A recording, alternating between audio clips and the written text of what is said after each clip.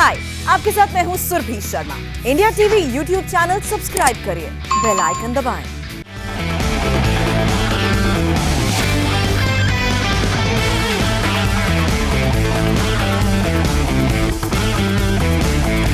नमस्कार, आज की बात में आपका स्वागत है। आज की सबसे बड़ी खबर यह है कि देश में आज से 60 साल से ज्यादा उम्र के लोगों के लिए कोरोना वैक्सीन लगाने का बड़ा अभियान शुरू हुआ और शुरुआत भी धमाकेदार हुई। अब तक 27 लाख से ज्यादा लोगों ने अपने आप को रजिस्टर कराया है इस वैक्सीन के लिए, और यह इसलिए हुआ क्योंकि आज प्रधानमंत्री नरेंद्र मोदी ने फ्रंट से लीड किया। मोदी ने एम्स जाकर कोरोना वैक्सीन की डोज ली, लेकिन मुझे हैरानी हुई, कुछ विरोधी दलों ने इसे भी राजनीति का इशू बना दिया। यह नहीं देखा कि प्रधानमंत्री के हॉस्पिटल जाकर वैक्सीन लगवाने से वैक्सीन पर लोगों का भरोसा बढ़ा। उन्होंने यह देखा कि मोदी के कंधे पर गमछा असम का था और वैक्सीन लगाने वाली नर्सेज केरल और पुडुचेरी की थी। एंटी मोदी मोर्चे के जो नेता कोरोना वैक्सीन को लेकर कई दिन से मोदी से पूछ रहे थे उन्होंने वैक्सीन क्यों नहीं लगवाई, आज पूछने लगे मोदी ने कोवैक्सीन क्यों लगवाई, कोविशील्ड क्यों नहीं लगवाई। असल में आज ऐसे सवाल पूछने वाले नेता जब तक सोकर उठे तब तक मोदी कोरोना की वैक्सीन लगवा चुके थे। आज से कोरोना के खिलाफ वैक्सीनेशन का दूसरा फेज शुरू होना था। 60 साल से अधिक उम्र के लोगों को वैक्सीन दी जानी थी। मोदी इसी कैटेगरी में आते हैं। नंबर आया, मोदी ने पहले से तय किया हुआ था कि आज के दिन सबसे पहले वैक्सीन लगवाएंगे, लेकिन इसकी जानकारी किसी को नहीं थी। कल रात को सिक्योरिटी से जुड़े कुछ बड़े अफसरों को बताया गया था कि मोदी कल सुबह निकलेंगे। कहां जाएंगे किसी को पता नहीं था। सुबह 6 बजे प्रधानमंत्री तैयार होकर निकले। उस वक्त सिक्योरिटी स्टाफ को पता चला कि प्रधानमंत्री एम्स जा रहे हैं। अब कुछ लोग पूछ सकते हैं कि मोदी खुद एम्स क्यों गए, डॉक्टर्स को घर पर बुलाकर वैक्सीन क्यों नहीं लगवाई। तो इसका जवाब यह है कि प्रधानमंत्री चाहते हैं जो नेता, जो मंत्री, एमपीज, विधायक वैक्सीन लगवाएं, वो डॉक्टर्स को, नर्सेस को घर पर न बुलाएं, खुद हॉस्पिटल जाएं और इंजेक्शन लगवाएं, जिससे वैक्सीनेशन के अभियान को गति मिले, ये गति धीमी ना पड़ जाए। इसीलिए मोदी ने एम्स जाकर एग्जाम्पल सेट किया। और दूसरी बात, मोदी चाहते हैं कि लोग सरकारी हॉस्पिटल में जाकर टीका लगवाएं, इसलिए वो एम्स गए। प्रधानमंत्री चाहते हैं कि लोग सरकारी हॉस्पिटल्स पर भरोसा करें, स्वदेशी वैक्सीन पर भरोसा करें, स्वदेशी वैक्सीन लगवाएं, इसीलिए मोदी ने खुद भी भारत बायोटेक की बनी स्वदेशी वैक्सीन कोवैक्सीन की डोज ली। इससे आत्मनिर्भर भारत के अभियान को ताकत मिलेगी। आज मुझे जो अफसरों ने डिटेल बताई वो जानने लायक है। प्रधानमंत्री मोदी ने सबको हिदायत दी थी कि बिना किसी शोर शराबे के चुपचाप एम्स तक पहुंचना है, जिससे किसी को कानो कान खबर ना हो, किसी को तकलीफ ना हो, रूट ना लगाया जाए, काफिले में गाड़ियां कम हो, बैरिकेडिंग ना की जाए। आमतौर पर प्रधानमंत्री जब कहीं जाते हैं तो प्रोटोकॉल यह है कि उससे पहले 24 घंटे पहले उस जगह को सैनिटाइज किया जाता है। 24 घंटे पहले एसपीजी उस जगह को अपनी कस्टडी में ले लेती है। सिक्योरिटी का कड़ा इंतजाम होता है। जब प्रधानमंत्री का काफिला निकलता है तो ट्रैफिक रोक दिया जाता है, यह भी सिक्योरिटी की रिक्वायरमेंट है। लेकिन आज सुबह ऐसा कुछ नहीं हुआ, ट्रैफिक नहीं रोका गया। प्रधानमंत्री की गाड़ी आम गाड़ियों की तरह सड़क पर निकली, रेड लाइट पर 3 जगह रुकी। एम्स में भी किसी तरह की सिक्योरिटी का कोई खास तामझाम नहीं था। प्रधानमंत्री अचानक पहुंचे और उन्हें सीधे उस कमरे में ले जाया गया जहां आज वैक्सीनेशन शुरू होना था। प्रधानमंत्री के आने की जानकारी एम्स के डायरेक्टर डॉक्टर रणदीप गुलेरिया को थी, इसलिए वो पहुंच गए थे। लेकिन उन्हें भी हिदायत दी गई थी कि जो नर्सेज ड्यूटी पर हैं वही प्रधानमंत्री को वैक्सीन देंगी, कोई स्पेशल इंतजाम करने की जरूरत नहीं है। और इसका पालन हुआ भी। प्रधानमंत्री जब अचानक वैक्सीनेशन रूम में पहुंचे तो वहां मौजूद स्टाफ हैरान रह गया। जो नर्सेज ड्यूटी पर थी वो चौंक गई, थोड़ी घबरा भी गई। 2 नर्सेज ड्यूटी पर थी, केरल की रोजम्मा अनिल और पुडुचेरी की पी निवेदा। जब नर्सेज को पता चला कि उन्हें प्रधानमंत्री को वैक्सीनेशन की पहली डोज देनी है, कोवैक्सीन देनी है, तो वो थोड़ी नर्वस थी। लेकिन मोदी ने उन्हें सहज किया, उनके साथ हंसी मजाक किया, माहौल को नॉर्मल किया और स्टाफ को थोड़ा कॉन्फिडेंस दिया। नरेंद्र मोदी ने नर्सेस से मजाक किया, कहा कि जानवरों वाली नीडल लाई है कि नहीं। आपने सुना होगा कि नेताओं की चमड़ी मोटी होती है। पहले तो नर्सेस को बात समझ में नहीं आई, जब प्रधानमंत्री ने एक्सप्लेन किया तो वो हंसी, टेंशन कम हुई और मजाक मजाक में ही माहौल बदल गया और बातों बातों में वैक्सीनेशन हो गया। इसके बाद प्रोटोकॉल के मुताबिक नरेंद्र मोदी 35 मिनट तक एम्स में रुके, ऑब्जर्वेशन में रहे और ठीक 7 बजे एम्स से वापस लौट आए। यानी प्रधानमंत्री ने सामान्य नागरिक की तरह अपनी बारी आने पर वैक्सीन लगवाई और पूरे प्रोटोकॉल को फॉलो किया। सर जब शुरू में अंदर आए थे तो फिर सबको नमस्ते वमस्ते बोले, तो अच्छा लग रहा था सर से मिलके। पहले हमें बताया नहीं गया था कि सर आ रहे। जब सर को देखे थे बहुत अच्छा लगा हमें, और सर ने भी ऐसे अच्छे बातचीत करे हमसे। सर ने हमसे पूछताछ करे कि आप कहाँ से हो, क्या करते हो करके। तो फिर मैं लिचुला से हूँ, मेरे साथ एक और मैडम थे रोसम्मा अनिल, तो वो केरला से थे। तो हम दोनों ने ही सर को वैक्सीनेट किया। तो फिर जब मैंने बोला मैं पौंडीचेरी से हूँ, सर ने तमिल में बोलने की कोशिश करे, मुझे वनक्कम बोले थे। उसके बाद सर ने ये भी बोला था कि कौन सा वाले सुई लेके आए हो, वेटनरी हॉस्पिटल वाला मोटा सुई ले आए कि नहीं। तो फिर हम लोग हंस पड़े वहाँ पे। तो उसके बाद उन्होंने ये भी बोला कि पॉलिटिशियन की चमड़ी बहुत मोटी होती है, इसीलिए मोटा वाला सिरिंज लाना करके। तो फिर हम लोग हंस रहे थे। उसके बाद हमने बोला नहीं सर, नॉर्मल वैक्सीनेशन सिरिंज से ही देंगे आपको करके। उसके बाद जब मैंने वैक्सीनेशन दिया सर को पता भी नहीं चला था कि सुई लग चुकी थी। वो खुश थे कि ज़्यादा दर्द नहीं कराया करके। उसके बाद सुई के वैक्सीनेशन के बाद सर को 30 मिनट्स ऑब्जर्वेशन के लिए रखा गया था। सर को कोई इमीडिएट कॉम्प्लिकेशन हुआ नहीं, सर ठीक ठाक थे। सर जब निकलने को लगे फिर से हमें थैंक यू बोले थे। उसके बाद सर ने वनक्कम भी बोले थे एग्जिट पे। मुझे बहुत अच्छा लगा। ये इंजेक्शन लगा के बाकी लोगों को एक मॉडल बन गया। सब इंजेक्शन लेना चाहिए। हमें तो ये कोविड से तो प्रोटेक्शन चाहिए ना, तो इसलिए सर ने फर्स्ट लगा के हमें एक मॉडल दिखा दिया, तो हम फॉलो भी करना चाहिए। हर एक इंसान को ये वैक्सीनेशन लेना बहुत ज़रूरी है। बिल्कुल, हमने देखा जब प्रधानमंत्री वापस जा रहे थे तो मुस्कुराते हुए जा रहे थे। हाँ, बहुत खुश होके गया सर बहुत खुश हो गया था और थैंक यू बोला, वनकम भी बोला। हम भी खुश थे, सर भी बहुत कंफर्टेबल था। जैसे उसने इंजेक्शन लगाया सर को पता भी नहीं चला। अच्छा, आपको याद होगा जब देश में वैक्सीनेशन का ड्राइव शुरू हुआ था तो डॉक्टर रणदीप गुलेरिया ने भी कोवैक्सीन का टीका लगवाया था। आज यही इंजेक्शन प्रधानमंत्री को लगाया गया। इसीलिए आज डॉक्टर गुलेरिया ने कहा प्रधानमंत्री के वैक्सीनेशन के बाद अब जिसके मन में भी भारतीय वैक्सीन को लेकर कोई शंका थी, कोई डर था, कोई संदेह था, वो अब दूर हो जाना चाहिए। जहां जो कोरोना वैक्सीन मिले उसे लगवाना चाहिए। अपनी बारी का वेट किया, लेकिन जैसे बारी आई सबसे पहले वो आगे आए और उन्होंने देश में कुछ सब लोगों को ये दिखाया कि हम आगे आके वैक्सीन लगाएं। उन्होंने भारत बायोटेक की जो वैक्सीन है वो लगाई और इससे ये संदेश दिया कि दोनों वैक्सीन जो हैं वो सेफ़ हैं, हमें आगे आके लगानी चाहिए। जो बीच में लोगों में शंका हो रही थी एक वैक्सीन या दूसरी वैक्सीन को लेके, वो मेरे मानना है कि अब ख़त्म होनी चाहिए। जो वैक्सीन अवेलेबल है, जहाँ पे जो आपको मिल रही हैं आप वो लगाएं और वो दोनों सेफ़ हैं और दोनों आपको सुरक्षित करेंगे। तो ये एक बहुत ज़रूरी अच्छा मैसेज उन्होंने दिया।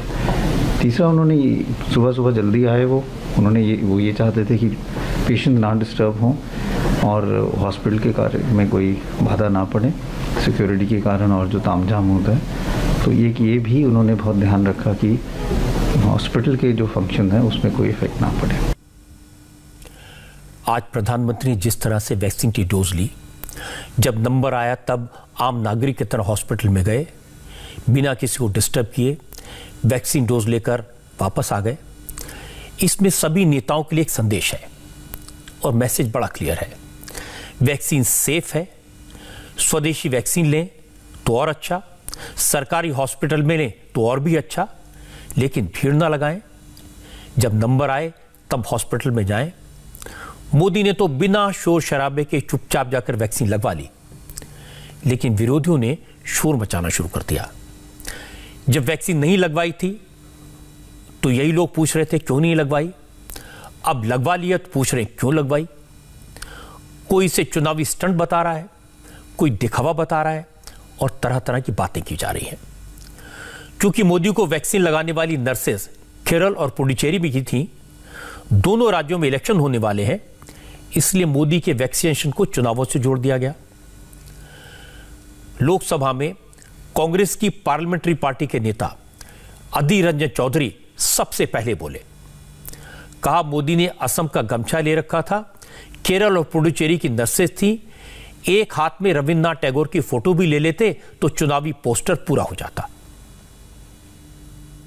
आज जब वैक्सीनेशन की ये छवि मेरे पास आए तो मैंने देखा कि उन्होंने एक गमछा पहने हैं और केरल और तमिलनाडु की नर्स को भी उन मदद ले रहे हैं। तो मैंने संयोग से, ऐसा नहीं, मैंने सोचा कि ये संयोग से देखो 3 स्टेट में चुनाव हो रहे हैं और 3 स्टेट के साथ मोदी जी का आज की जो उनका वैक्सीनेशन इसके साथ संयोग से कोई जुड़ा हुआ लगता है। मैं ये नहीं कहती है प्रयोग से ये सब कर रहे हैं, संयोग से ऐसा लगता है कि 3 राज्यों में चुनाव है और ये चुनाव में लगता है कि वैक्सीनेशन में भी चुनाव हावी है। ये मुझे ऐसा लगा तो इसलिए मैंने कहा, ऐसा नहीं तो मैंने ये भी सोचा कि अगर एक हाथ में ऋषि अरविंद जी की तस्वीर हो जाते और एक हाथ में गीतांजलि हो जाते तो 5 राज्यों में जो चुनाव है ये 5 राज्य उसमें शामिल हो जाते। अधीर रंजन चौधरी बार बार संयोग कह रहे हैं, लेकिन वो कहना प्रयोग चाहते हैं। उन्हें जवाब दिया हेल्थ मिनिस्टर डॉक्टर हर्षवर्धन ने। डॉक्टर हर्षवर्धन ने कहा इतने बड़े मिशन में, इतनी बड़ी लड़ाई में इतनी छोटी बात ठीक नहीं है। कम से कम ये लड़ाई सब मिलकर लड़ें और इस मुद्दे पर राजनीति न हो तो बेहतर। प्रधानमंत्री जी तो सबके हैं, इस बात का तो कोई मायने नहीं है कि उन्होंने कौन सा गमछा पहना हुआ था। इस प्रकार के मैं इनको एक प्रकार से ओछे सवाल कहूँगा। प्रधानमंत्री जी ने कोई जवाब देने के लिए तो वैक्सीन लगवाई नहीं है। हम कोविड के खिलाफ जो जंग 1.25 साल से प्रधानमंत्री जी के नेतृत्व में लड़ रहे हैं, वो किसी को जवाब देने के लिए नहीं लड़ रहे हैं। वो हम अपने देश के लोगों के प्राणों की कोविड से रक्षा करने के लिए हम ये जंग लड़ रहे हैं और इसमें जो हमारा धर्म और कर्तव्य है हम उसका पालन कर रहे हैं। और इसमें जो भी लोगों ने राजनीति मान लो की भी है, अभी तक की है, कोई बात नहीं, आपकी मजबूरी रही है, लेकिन अब मुझे लगता है कि एनफ इज एनफ। अब इस विषय पर कम से कम देश में लोगों को राजनीति नहीं करनी चाहिए। अब राजनीति का अंत होना चाहिए। सबको वैक्सीनेशन कैंपेन को जन आंदोलन बनाने में अपना कंट्रीब्यूशन करना चाहिए। लेकिन राजनीति किसी के रोकने से रुकती तो नहीं है और मैं आपको आज यही बता रहा हूं। अकेले अधीर रंजन चौधरी ऐसे नेता नहीं हैं जिन्होंने सवाल उठाया। कांग्रेस एक और बड़े नेता हैं, राज्यसभा में विपक्ष के नेता मल्लिकार्जुन खड़गे। उन्होंने कहा वैक्सीनेशन हो रहा है, अच्छी बात है, प्रधानमंत्री वैक्सीन ले ली, ये भी अच्छी बात है, लेकिन बेहतर होता कि बुजुर्गों से पहले नौजवानों को वैक्सीन दी जाती, क्योंकि बुजुर्ग तो अपनी लाइफ जी चुके, नौजवानों के सामने पूरी जिंदगी पड़ी है, उन्हें वैक्सीन पहले मिलती तो देश के लिए अच्छा होता। ठीक है, देखेंगे, उन्होंने तो लिया है, अब दूसरे भी लेंगे और कोई इसमें आगे पीछे की बात नहीं है और उसको ज़्यादा बढ़ावा देने का या प्रचार करने की आवश्यकता नहीं है। आप भी क्राइटेरिया में आते हैं सर 60 प्लस के, अब आप भी लेंगे? मैं 70 प्लस हूँ।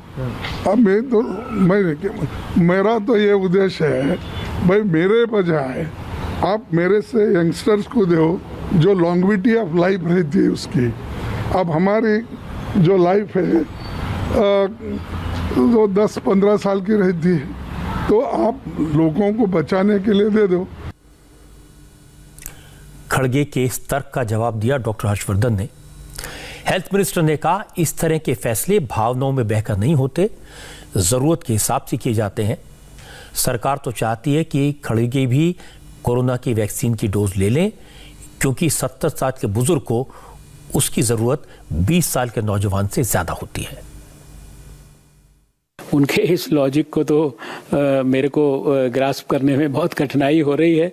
ये जो प्रायोरिटीज़ तय की गई हैं, ये कोई ऐसा नहीं है कि ये किसी ने ऐसे ही तय कर दिया, मन में आया कि 60 के ऊपर वाले को लगा दो।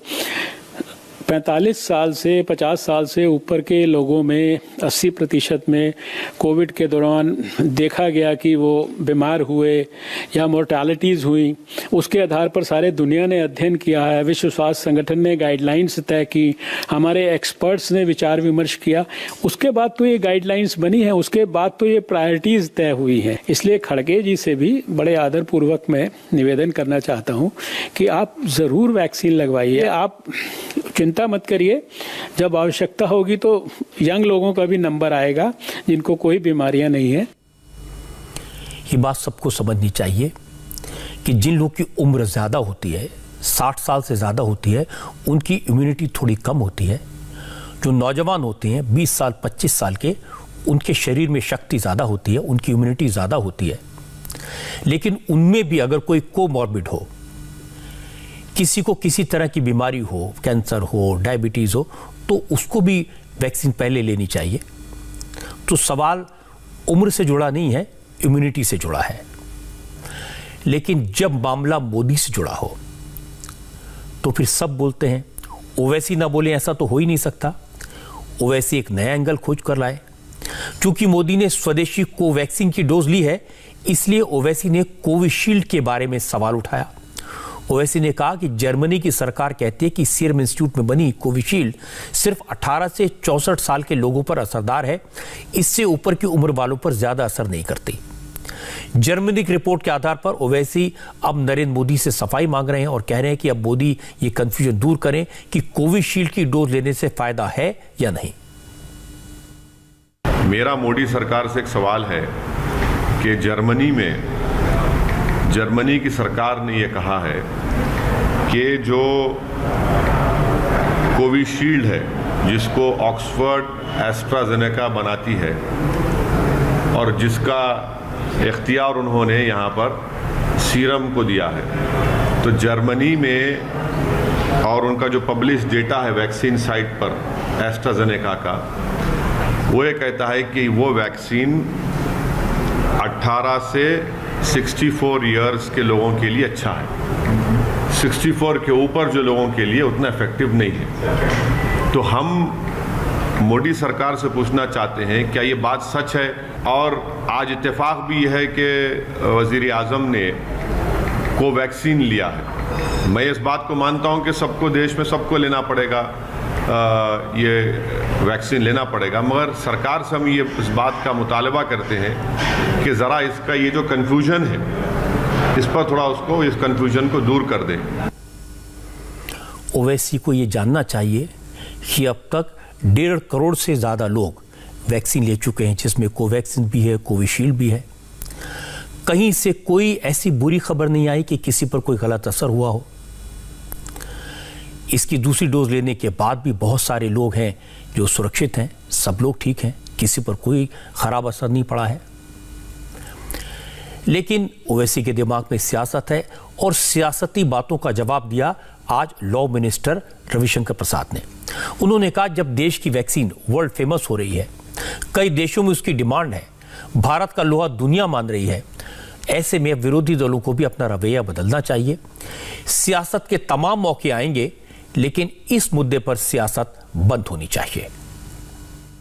इसको विरोध कर रहे थे कि भाजपा की वैक्सीन है, उनको जरा अपने गिरेबान में झांक कर यह सवाल जरूर पूछना चाहिए कि अगर मेड इन इंडिया वैक्सीन दुनिया के दर्जनों और दर्जनों देशों में लोकप्रियता पा रही है, WHO उसका अभिनंदन कर रहा है, और मोदी जी की अगुवाई में जो देश को उन्होंने आगे बढ़ाया कोरोना की लड़ाई में, उसकी चर्चा दुनिया में है, तो क्या एक बार वो राजनीति से ऊपर नहीं उठ सकते?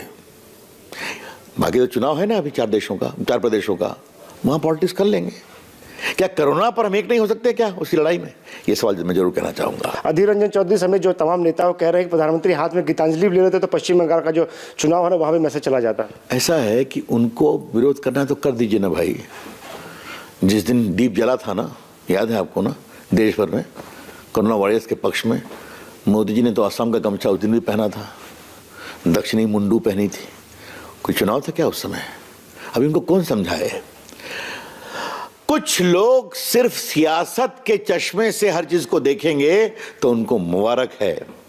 मोदी जी की सरकार देश की सेवा के चश्मे से काम करेगी और वही उनकी प्रतिबद्धता होगी। लेकिन रविशंकर कुछ भी कहें, सियासत तो होगी, क्योंकि देश में आजकल माहौल ऐसा है, और सियासत खूब होगी, क्योंकि इस मुद्दे पर सियासत आज से नहीं हो रही। कोरोना को लेकर राजनीति तब से हो रही है जब से कोरोना के खिलाफ जंग शुरू हुई। आपको याद दिलाता हूं, मोदी ने लोगों में जोश भरने के लिए, डर खत्म करने के लिए 5 मिनट के लिए कोरोना के खिलाफ शंखनाद करने की, घंटे बजाने की अपील की थी, तो उसका बहुत मजाक उड़ाया गया था। फिर जब कोरोना वॉरियर्स को सपोर्ट देने के लिए उनके सम्मान में कैंडल लाइट जलाने की बात हुई, उसकी अपील की गई, पूरे देश ने सपोर्ट किया, लेकिन विरोधी दलों में ऐसे नेता थे जिन्होंने इसका मजाक उड़ाया था। इसके बाद जब वैक्सीन तैयार हुई, वैक्सीनेशन की शुरुआत हुई, तो कहा गया मोदी खुद वैक्सीन क्यों नहीं लगवाते। और यह भी कोई बहुत पुरानी बात नहीं है। मोदी से वैक्सीन लगवाने वालों की मांग करने वालों में सबसे बड़ी तादाद में कांग्रेस के नेता थे। राहुल गांधी उसमें शामिल थे। उनके ट्वीट से इस मुहिम की शुरुआत हुई थी। उसके बाद मनीष तिवारी, रणदीप सिंह सुरजेवाला, दिग्विजय सिंह जैसे तमाम नेताओं ने मोदी से कहा था वैक्सीन क्यों नहीं लगवाते। और इसके बाद आपको याद होगा, एनसीपी के नवाब मलिक और अखिलेश यादव जैसे तमाम नेताओं ने ऐसे बयान दिए थे, ये जताने की कोशिश की थी जैसे मोदी खुद वैक्सीन लगवाने से डरते हैं और दूसरों को वैक्सीन लगवाने के लिए कह रहे हैं। बातें पुरानी हैं, लेकिन आपको आज सुनवा देता हूं, क्योंकि आज का दिन है इन बातों को सुनने का। हम चाहते हैं कि देश के प्रधानमंत्री इस मुहिम की स्वयं टीका लगाकर शुरुआत करें, ताकि लोगों के मन में इसको लेके जो शंका कुशंका है वो दूर हो। बुनियादी सवाल ये उत्पन्न होता है कि अगर ये टीका इतना ही सुरक्षित है, इतना ही कामदेह है, तो अभी तक किसी इस सरकार के का कोई जिम्मेदार मंत्री सामने क्यों नहीं आया कि सबसे पहले मुझे टीका लगाओ, जिससे कि लोगों में संदेश जाए कि ये टीका बिल्कुल पूरी तरह से सुरक्षित है। ये सबसे पहले भारतीय जनता पार्टी को, लोगों को लाइन में लगना चाहिए। जिस तरीके से ताली थाली बजी थी, उसी तरीके से सब लोग आगे आए और लगवाएं। कि मैं तो नहीं लगवाऊंगा अभी वैक्सीन, मैंने अपनी बात कह दी, और वो भी बीजेपी लगाएगी उसका भरोसा करूंगा मैं? अरे जाओ भाई, हम बीजेपी का वैक्सीन नहीं लगवा सकते। ऐसी बातें सुनकर कभी कभी तो लगता है इस देश में प्रधानमंत्री होना, और वो भी मोदी जैसा प्रधानमंत्री होना, बड़ा मुश्किल काम है। वैक्सीन लगाओ तो मुश्किल, न लगाओ तो मुश्किल। जब मोदी ने वैक्सीन नहीं लगवाई थी तो कहते थे मोदी वैक्सीन क्यों नहीं लगवाते, मोदी डरते हैं। आज लगवा ली तो कह रहे हैं क्यों लगवाई। किसी ने कहा कि मोदी को सिर्फ अपनी चिंता है, अपने लिए वैक्सीन लगवा ली। मोदी ने भारत बायोटेक की कोवैक्सीन लगवा ली तो कहेंगे कि उन्होंने सीरम की कोविशील्ड इसलिए नहीं लगवाई क्योंकि वो महाराष्ट्र में बनी है और मोदी महाराष्ट्र के खिलाफ है। अगर मोदी ने कोविशील्ड लगवाई होती तो यही लोग कहते कमाल है, भारत की कोवैक्सीन न लगवाकर विदेश में अप्रूव हुई वैक्सीन लगवा ली। आत्मनिर्भर भारत का क्या होगा। कोई कह रहा है कि मोदी ने वैक्सीन कैमरों के सामने क्यों लगवाई, ये तो पब्लिसिटी स्टंट है। अगर कैमरे ना होते, तस्वीरें ना आती, तो यही लोग कहते सबूत चाहिए, प्रूफ क्या है। इस बात का क्या सबूत है कि मोदी जी ने वैक्सीन लगवाई। किसी ने कहा कि नर्सेस केरल और पुडुचेरी की थी, मोदी ने स्टंट किया। अगर नर्सेस यूपी की होती तो यही लोग कहते मोदी साउथ इंडिया के खिलाफ हैं, केरल और पुडुचेरी की नर्सेस को इग्नोर कर दिया। अच्छा हुआ किसने ये नहीं कहा कि मोदी को दोनों वैक्सीन लगवानी चाहिए, एक साउथ की नर्सेस से लगवाते, दूसरी नॉर्थ की नर्सेस से। एक असम का गमछा लगाकर लगवाते और दूसरा बनारस का गमछा लगाकर। सच यह है कि पहली बार प्रधानमंत्री ने आम लोगों की तरह टीका लगवाया। अमेरिका के प्रेसिडेंट जो बाइडेन हो या फिर रूस के प्रेसिडेंट व्लादिमीर पुतिन, सबने अपने घर पर डॉक्टर्स की टीम बुलाकर वैक्सीन लगवाई। लेकिन किसी मुल्क में कोई बयानबाजी नहीं हुई। अकेले मोदी हैं जिन्होंने अपना नंबर आने पर हॉस्पिटल जाकर टीका लगवाया।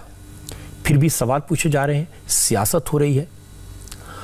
होना तो यह चाहिए था कि कोरोना के खिलाफ जंग में सब साथ होते, सिर्फ इस चीज का ध्यान रखा जाता कि प्रधानमंत्री के वैक्सीन लगवाने से लोगों में भरोसा बढ़ेगा, ज्यादा से ज्यादा लोग वैक्सीन लगवाएंगे, उत्साहित होंगे।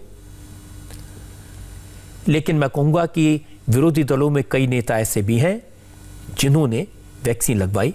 शरद पवार वैसे तो मोदी विरोधी हैं, लेकिन मोदी की इस मुहिम को सपोर्ट किया। आज उन्होंने वैक्सीन की डोज ली। आज जब 60 साल से ज्यादा उम्र के लोगों के लिए वैक्सीनेशन ड्राइव शुरू हुआ तो शरद पवार ने वैक्सीन की डोज ली, मुंबई के जे हॉस्पिटल गए और वहां उन्होंने सीरम इंस्टीट्यूट की कोरोना वैक्सीन कोविशील्ड की डोज ली। शरद पवार आज दोपहर करीब 3 बजे जे हॉस्पिटल गए थे। वैक्सीन की डोज लेने के बाद शरद पवार ने बाकी लोगों से भी वैक्सीन लेने की अपील की। पवार ने कहा कि जो लोग भी एलिजिबल हैं उन्हें वैक्सीन जरूर लेनी चाहिए, जिससे वैक्सीनेशन ड्राइव मजबूत होगी और देश भी कोरोना मुक्त होगा। शरद पवार के साथ उनकी बेटी सुप्रिया सुले भी थी। उन्होंने भी आज कोरोना वैक्सीन की डोज ली। वैसे तो सुप्रिया की उम्र 51 साल है, उनका नंबर नहीं आता, लेकिन इस फेज में वैक्सीनेशन के लिए जो गाइडलाइंस जारी की गई हैं उसके मुताबिक अगर किसी की उम्र 45 साल से ज़्यादा है और वो कोमॉर्बिड है, यानी उसे कोई गंभीर और पुरानी बीमारी है, तो फिर उसे भी कोरोना वैक्सीन डोज दी जा सकती है। सुप्रिया सुले गंभीर रूप से डायबिटिक है, इसीलिए सुप्रिया ने वैक्सीन की डोज ली और सभी से ये वैक्सीन लेने की अपील भी की। आज ही ओडिशा के मुख्यमंत्री नवीन पटनायक ने भी कोरोना की वैक्सीन लगवाई। 74 साल के नवीन पटनायक ने भी भारत बायोटेक की कोवैक्सीन की डोज ली है।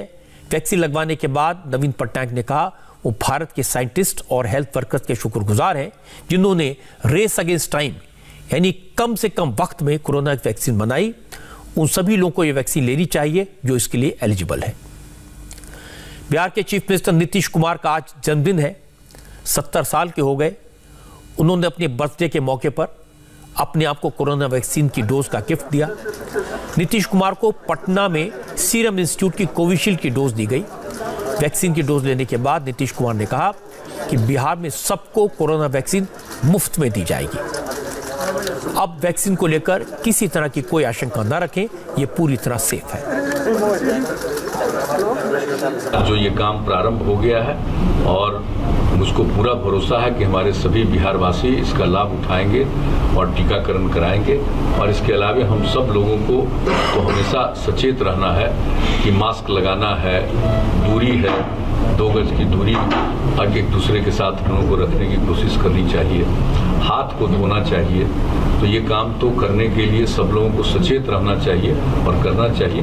और हमारे यहाँ तो जैसा हमने पहले कहा काफ़ी घटा है, लेकिन फिर भी हम सब लोगों को टीकाकरण का काम जरूर पूरा कर लेना चाहिए, जिससे इससे पूरे तौर पर मुक्ति मिले।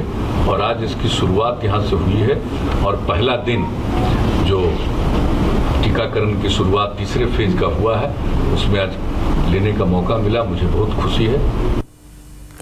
एक अच्छा मैसेज देश के वाइस प्रेसिडेंट वेंकैया नायडू ने दिया। उन्होंने भी आज कोरोना का टीका लगवाया। चेन्नई के गवर्नमेंट हॉस्पिटल मेडिकल कॉलेज में वेंकैया को कोवैक्सीन की डोज दी गई। कोवैक्सीन के बाद वेंकैया नायडू ने उन लोगों से प्रोएक्टिवली वैक्सीन ड्राइव में शामिल होने की अपील की जो कोरोना वैक्सीन लगाने के लिए एलिजिबल है। अभी भी बहुत सारे लोग पूछ रहे हैं क्या वैक्सीन लेना ज़रूरी है, इससे कोई ख़तरा तो नहीं है, कोई साइड इफ़ेक्ट तो नहीं हो जाएंगे। 2-3 बातें मैं आपसे कहना चाहता हूं। एक तो ये कि वैक्सीन साइंटिफिक है, सेफ है, इससे शरीर के अंदर कोरोना से लड़ने वाले सेल तैयार होते हैं और इसी से देश कोरोना से बच पाएगा। वैक्सीन लगवाना देश की सेवा का काम है। देश की सेवा इसलिए क्योंकि जब तक ज्यादातर लोगों को वैक्सीन नहीं लग जाती तब तक कोरोना का खतरा बना रहेगा। और कोरोना जब विकराल रूप लेता है तो कैसे जान ले लेता है ये हमने देखा है, कैसे इकोनॉमी को तबाह कर देता है ये भी हमने देखा है। मैं आपको आज का मुंबई, पुणे और नागपुर का हाल बताऊंगा तो आप भी तौबा कर लेंगे और मान जाएंगे कि वैक्सीन लगाना कितना जरूरी है। कोरोना के खिलाफ जंग इस वक्त सबसे नाजुक दौर में है। इस वक्त की गई छोटी सी लापरवाही पूरे देश को भारी पड़ सकती है। 1 साल आप सब ने जो मेहनत की है उस पर पानी फिर सकता है, क्योंकि जिस तरह से महाराष्ट्र में, केरल में, मध्य प्रदेश, छत्तीसगढ़ में कोरोना के केसेस की संख्या बढ़ रही है, वो चिंता में डालने वाले हैं। महाराष्ट्र में पिछले 24 घंटे के दौरान कोरोना के 6,397 नए मामले सामने आए हैं। अकेले मुंबई शहर में 24 घंटे के दौरान कोरोना के 855 नए केसेस मिले हैं। नागपुर में पिछले 5 दिन में 5,000 और पुणे में 4 दिन में 6,000 से ज्यादा नए मरीज मिले हैं। अकोला, अमरावती, बुल्ढाना और यवतमाल में भी हालत अच्छी नहीं है। अमरावती के बाद अब हिंगोली में भी 7 मार्च तक के लिए लॉकडाउन लगाना पड़ा है। महाराष्ट्र में आज से बजट सेशन शुरू हो गया। बजट सत्र से पहले विधानसभा में एंट्री के लिए 3,200 लोगों को कोरोना टेस्ट करवाया गया। इनमें से 25 लोगों की कोरोना रिपोर्ट पॉजिटिव आई है। शिवसेना के नेता और उद्धव सरकार में मंत्री एकनाथ शिंदे के बेटे और member of parliament Shrikant Shinde corona positive हो गए हैं।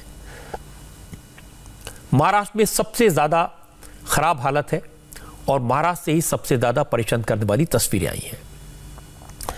सबसे हैरान करने वाली तस्वीरें मुंबई से आई। मुंबई में सरकार ने सख्त गाइडलाइंस जारी की हैं। छत्रपति शिवाजी महाराज की जयंती पर पाबंदियां थी, लेकिन मुंबई में पब खुले हैं और पब्स में खुलेआम कोरोना गाइडलाइंस का मजाक उड़ाया जा रहा है। वर्ली के एक पब का वीडियो काफी चर्चा में है। वर्ली के मशहूर यो यूनियन डिस्को पब के अंदर सैकड़ों की संख्या में लोग डांस कर रहे हैं, फ्लोर पर हैं। न किसी ने मास्क पहना हुआ है, न कोई सोशल डिस्टेंसिंग है। सरकार के आदेश पर रात 11 बजे तक पब बंद हो जानी चाहिए, लेकिन ये तस्वीरें आधी रात के बाद की हैं। ये वीडियो महाराष्ट्र नवनिर्माण सेना के नेता संतोष धुरी ने जारी किया है। एमएनएस के नेता ने यह वीडियो जारी करके सीधे मुख्यमंत्री उद्धव ठाकरे और मंत्री आदित्य ठाकरे पर अटैक किया। दरअसल आदित्य ठाकरे वर्ली से विधायक हैं। संतोष धुरी ने तंज कसा कि उद्धव ठाकरे कह रहे हैं कि मुंबई में कोरोना बढ़ रहा है, लेकिन इन तस्वीरों को देखकर लगता है कि वर्ली में कोरोना है ही नहीं। कोरोना जो वायरस है वो मेरे को लगता है कि वर्ली विधानसभा में जिधर जिधर जो अमीर लोगों की बस्ती है या जहाँ पे ये पब है जो रात को 1:30 सुबह 4 बजे तक चालू रहते हैं, वहां पे कोरोना नहीं आता है क्या? श्रीमान आदित्य जी ठाकरे जी का ये एरिया है और उनका एरिया में मेरे को लगता है कि उनके यहाँ पे कोरोना नहीं आ रहा है, क्योंकि उद्धव जी ठाकरे बोल रहे हैं कि कोरोना अभी तक गया नहीं है। उन्होंने प्रेस कॉन्फ्रेंस लेके बताया कि अभी तक कोरोना गया नहीं है। तो सिर्फ वर्ली में उधर जो एरिया जो पब चलते हैं, जो बड़े बड़े होटल्स चलते हैं, उसमें कोरोना गया नहीं है अब तक। मौका मिला तो बीजेपी ने इस मामले में सीधे मुख्यमंत्री उद्धव ठाकरे से जवाब मांगा। आशीष शेलार ने कहा, यह सब वर्ली इलाके के एक नेता की छत्रछाया में हो रहा है। उद्धव ठाकरे को बताना चाहिए इस नेता को ऐसा करने का अधिकार किसने दिया। ठाकरे सरकार ने पब, रेस्टोरेंट और बार को कोविड खत्म होने के बाद इमीडिएटली 1 बजे तक का टाइम बढ़ा कर दिया। मांग किसी की नहीं थी, बावजूद उसके ये किया गया। उसके कारण ही इस प्रकार के गुनाह मुंबई शहर में बढ़ते हुए दिखाई दे रहे हैं। वर्ली में जहां पर ये घटना लगातार दिखाई दे रही है, हमारा सवाल है कि माननीय मुख्यमंत्री महोदय के आदेश को ठुकराने की ताकत रखने वाली ये इनविजिबल पावर वर्ली में कौन सी है, किसकी है, कौन से नेता की है? मामले ने तूल पकड़ा तो मुंबई पुलिस ने वर्ली के इस पब के खिलाफ एफआईआर दर्ज की। बीएमसी ने पब का हेल्थ और फूड लाइसेंस रद्द करने की कार्रवाई शुरू कर दी। मुंबई शहर में गाइडलाइंस और एसओपी जो है वो पूरी तरीके से लोग उसका पालन करें करके ऐसे आदेश दिए गए हैं, और जो इसका पालन नहीं कर रहे हैं उनके ऊपर जो है कड़क कार्रवाई हो रही है। कार्रवाई के नाम पे 10-20 नहीं तो 25 करोड़ से ऊपर जो है लोगों से दंड वसूला गया है। और और जहाँ जहाँ शादियाँ के लिए भी लोगों ने परमिशन मांगे और उससे ज़्यादा पब्लिक ला है, वहाँ पे भी उनके ऊपर कार्रवाई, कुछ रेस्टोरेंट्स के ऊपर भी कार्रवाई हुई है और उनके ऊपर गुनाह ही दाखिल किया गया है। लेकिन कुछ पब अगर उसका वायोलेशन कर रहे होंगे, जैसे कि अभी मुझे कुछ वीडियो के माध्यम से पता चला, तो मैं आयुक्त से, दोनों आयुक्त से बात करके उस पब के ऊपर जो है कानूनी कार्रवाई होगी। अब मैं आपको यह भी बता दूं कि पर्दे के पीछे असल में हुआ क्या। एमएनएस के नेताओं ने आदित्य ठाकरे के इलाके के पब का वीडियो इसलिए जारी नहीं किया कि उनको मुंबई के लोगों की चिंता है, उन्हें लोगों को कोरोना से बचाने की फिक्र है। वीडियो इसलिए जारी किया गया क्योंकि 2 दिन पहले राज ठाकरे ने कोरोना के नियमों को खुलेआम तोड़ा था। मराठी भाषा दिवस मनाने के लिए राज ठाकरे पूरे परिवार समेत शिवाजी पार्क पहुंचे थे। सैकड़ों कार्यकर्ता उनके साथ थे और राज ठाकरे ने मास्क नहीं लगा रखा था, कोरोना गाइडलाइंस का मजाक उड़ाया था। इस पर उद्धव ठाकरे ने कमेंट कर दिया, इसीलिए उनकी पार्टी के नेता आज ये वीडियो जारी करके शिवसेना को नीचा दिखाने की कोशिश कर रहे थे। मुझे लगता है कि पार्टियों को, नेताओं को ये बात समझनी चाहिए, उनकी ये मानसिकता मुंबई के लोगों के लिए खतरनाक है। बेहतर होता कि सरकार गाइडलाइंस जारी करने के बाद उन्हें सख्ती से लागू करवाती और जो विरोधी पार्टियां हैं वो इस काम में सरकार का साथ देती। लेकिन दुख की बात है कि न सरकार अपना काम ठीक से कर रही है और न विरोधी दल अपनी जिम्मेदारी निभा रहे हैं। आज कई शहरों में आम लोगों ने तो हद ही कर दी। पता यह लगा कि जो लोग कोरोना का टेस्ट कराने आ रहे हैं वो अपना पता, ठिकाना और कॉन्टैक्ट नंबर गलत दे रहे हैं। नागपुर प्रशासन के सामने एक नई मुश्किल है। जिन लोगों के कोरोना टेस्ट की रिपोर्ट पॉजिटिव आई, प्रशासन उनको ट्रेस नहीं कर पा रहा क्योंकि टेस्ट कराने वाले बहुत सारे लोगों ने अपना फोन नंबर और पता गलत लिखवाया। नागपुर में पिछले 5 दिन में 5000 से ज्यादा कोरोना के केसेस आए। पिछले 24 घंटे में 899 लोग पॉजिटिव पाए गए। टेस्टिंग बढ़ानी पड़ी, लेकिन हेल्थ डिपार्टमेंट कर्मचारी जब उन लोगों के पते पर पहुंचते हैं जिनकी रिपोर्ट पॉजिटिव आई है तो वहां कोई नहीं मिलता। पता लगता है कि एड्रेस गलत है, मोबाइल नंबर गलत है। इस वजह से कॉन्टैक्ट ट्रेसिंग करना मुश्किल हो रहा है।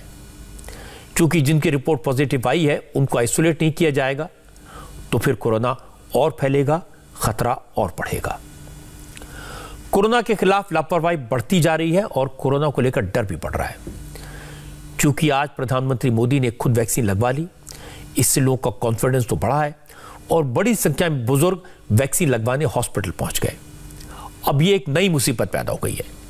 आज पुणे के कमला नेहरू हॉस्पिटल में कोरोना वैक्सीन के लिए लोगों की भीड़ उमड़ पड़ी। सैकड़ों की संख्या में बुजुर्ग, महिलाएं, पुरुष वैक्सीनेशन के लिए हॉस्पिटल पहुंच गए। भीड़ इतनी ज्यादा हो गई कि कोरोना के लिए तय सोशल डिस्टेंसिंग के नियम टूट गए। लोग एक दूसरे के से चिपक कर खड़े थे। धक्का मुक्की की नौबत आ गई और लोगों को संभालने के लिए हॉस्पिटल के गार्ड्स को आना पड़ा।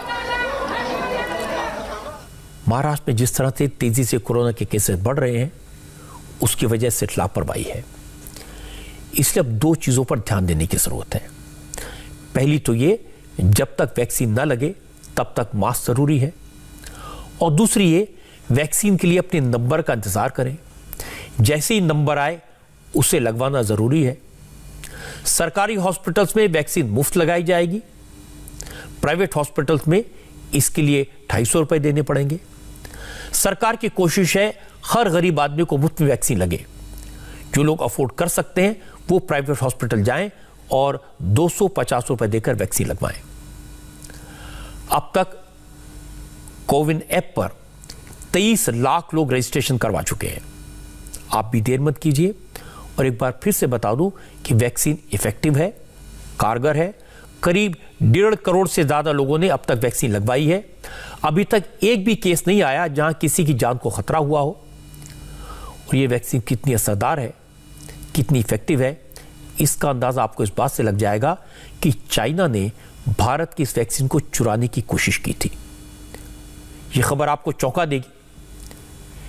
चीन ने भारत में बनी वैक्सीन चुराने की कोशिश कैसे की? कोरोना वायरस को लेकर चीन की एक नई साजिश का बड़ा खुलासा हुआ। पता यह लगा कि चीन ने भारत में बनने वाली कोरोना वैक्सीन का फॉर्मूला चुराने की कोशिश की थी। चीन के हैकर्स ने सीरम इंस्टीट्यूट और भारत बायोटेक के सर्वर्स को हैक करने की कोशिश की थी। यह दावा इंटरनेशनल न्यूज एजेंसी रॉयटर्स की खबर में किया गया है। रॉयटर्स के मुताबिक चाइनीज हैकिंग ग्रुप APT10 उर्फ स्टोन पांडा ने सीरम इंस्टीट्यूट ऑफ इंडिया और भारत बायोटेक के IT इंफ्रास्ट्रक्चर और सप्लाई चेन में लूप होल्स को खोजने की कोशिश की थी। स्टोन पांडा के इंटरनल कम्युनिकेशन से पता चलता है कि चाइनीज हैकर्स ये मान रहे थे कि सीरम इंस्टीट्यूट ऑफ इंडिया और भारत बायोटेक के public server week web server पर चल रहे हैं, ऐसे में इन्हें हैक करना मुमकिन है। हैकर्स का मकसद इन कंपनियों के सर्वर में सेंध लगाकर कोरोना वैक्सीन का फॉर्मूला चोरी करने का था, जिससे दुनिया के कॉम्पिटिटिव फार्मास्यूटिकल मार्केट में चाइनीज कंपनियों को भारतीय दवा कंपनियों पर एडवांटेज मिल सके।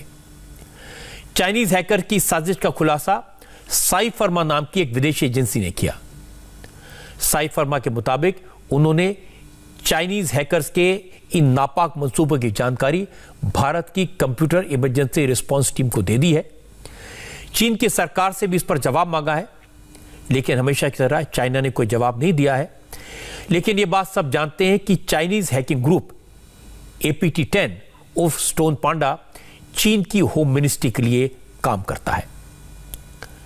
वैसे मैं आपको बता दूं कि चीन ने सिर्फ भारत की वैक्सीन चुराने की कोशिश नहीं की। इससे पहले दिसंबर में अमेरिकी कंपनी फाइजर ने भी दावा किया था कि उसकी कोरोना वैक्सीन से संबंधित डेटा को चुराने की कोशिश की गई थी और यह काम भी चाइना का था। अब सवाल है, चीन ऐसा क्यों करता है? तो मैं आपको बता दूं कि असल में चीन ने दुनिया को कोरोना का सबसे बड़ा संकट दिया और भारत ने दुनिया को कोरोना की दवा दी। अब तक दुनिया में कोरोना की जितनी वैक्सीन बनी है उनमें से 60% का प्रोडक्शन भारत में होता है।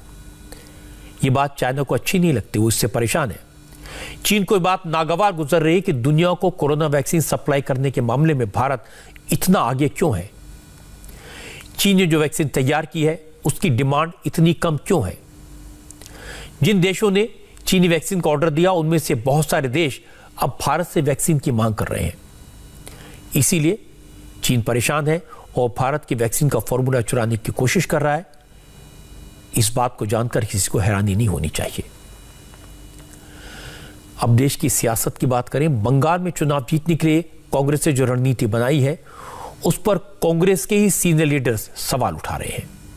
पश्चिम बंगाल में राजनीति का माहौल गर्म है। कांग्रेस हो या लेफ्ट फ्रंट, किसी भी तरह से तृणमूल कांग्रेस के मुस्लिम वोट बैंक को तोड़ने की कोशिश में लगे हैं। मजे की बात यह कि मुस्लिम वोट बैंक के चक्कर में कांग्रेस में आपस में झगड़ा शुरू हो गया है। बंगाल में कांग्रेस फुरफुरा शरीफ के पीरजादा अब्बास सिद्दीकी के साथ अलायंस की कोशिश में लगी है। अधीर रंजन चौधरी पीरजादा अब्बास सिद्दीकी के साथ साझा रैली कर चुके हैं। इस पर कांग्रेस के बड़े नेता आनंद शर्मा ने सवाल खड़े कर दिए। आनंद शर्मा ने आज 2 ट्वीट किए। उन्होंने लिखा, सांप्रदायिकता के खिलाफ लड़ाई में कांग्रेस दोहरा रवैया नहीं अपना सकती। हमें हर सांप्रदायिकता के हर रूप से लड़ना होगा। रैली में पश्चिम बंगाल कांग्रेस के अध्यक्ष की उपस्थिति और समर्थन शर्मनाक है। आनंद शर्मा ने लिखा, अधीर रंजन चौधरी को अपना पक्ष स्पष्ट करना चाहिए। आईएसएफ और ऐसे अन्य दलों के साथ कांग्रेस का अलायंस पार्टी की मूल विचारधारा, गांधीवाद और नेहरूवादी धर्मनिरपेक्षता के खिलाफ है, जो कांग्रेस पार्टी की आत्मा है। इसलिए आनंद शर्मा ने कहा कि इन मुद्दों पर कांग्रेस वर्किंग कमेटी में चर्चा होनी चाहिए। जवाब दिया अधीर रंजन चौधरी ने। उन्होंने कहा, इस बारे में हाईकमान को पहले ही बता दिया था। हम लोग एक सूबे की अध्यक्षता करते हैं, इसलिए हम बिना इजाजत अकेले अलग से अपने मनमानी से कोई काम नहीं करते। कांग्रेस से इस झगड़े पर बीजेपी को मजा आ रहा है। पश्चिम बंगाल बीजेपी प्रभारी कैलाश विजयवर्गीय ने कहा, कांग्रेस कंफ्यूज्ड है और ये लोग कंफ्यूजन में फैसले कर रहे हैं। कभी भी बेमेल संगठन जो घबराहट में बनता है, जो अपने अस्तित्व बचाने के लिए बनता है, वो बहुत बड़ी सफलता प्राप्त नहीं कर सकता। और इसलिए ये घबराहट के बने हुए गठबंधन भारतीय जनता पार्टी को टक्कर दे सके, मुझे तो हंसी आती है। नेता कंफ्यूज, कार्यकर्ता कंफ्यूज, देश की जनता कंफ्यूज कि आखिर कांग्रेस है क्या? ये बहुत बड़ा प्रश्न है कि देश का सबसे पुराना राजनीतिक दल, उसके नेता भी कंफ्यूज हैं, उनके कार्यकर्ता भी कंफ्यूज है और देश को भी हमेशा कंफ्यूज है। आनंद शर्मा ने अधीर रंजन चौधरी की रणनीति पर सवाल खड़े किए और अधीर रंजन की मुश्किल यह है कि वो गठबंधन के चक्कर में बुरी तरह फंस गए हैं। उन्होंने पीरजादा के तहत रैली तो कर दी, लेकिन अभी तक सीट शेयरिंग का फॉर्मूला तय नहीं हो पाया है। लेफ्ट फ्रंट ने पीरजादा अब्बास सिद्दीकी को 30 सीटें दी हैं। अब्बास सिद्दीकी कांग्रेस से 15 सीटें मांग रहे हैं, जबकि कांग्रेस 5-6 से ज्यादा सीट देने को तैयार नहीं है। इसी को लेकर कांग्रेस और इंडियन सेक्युलर फ्रंट में झगड़ा हो रहा है। अब पीरजादा अब्बास सिद्दीकी ने भी आंख दिखानी शुरू कर दी है।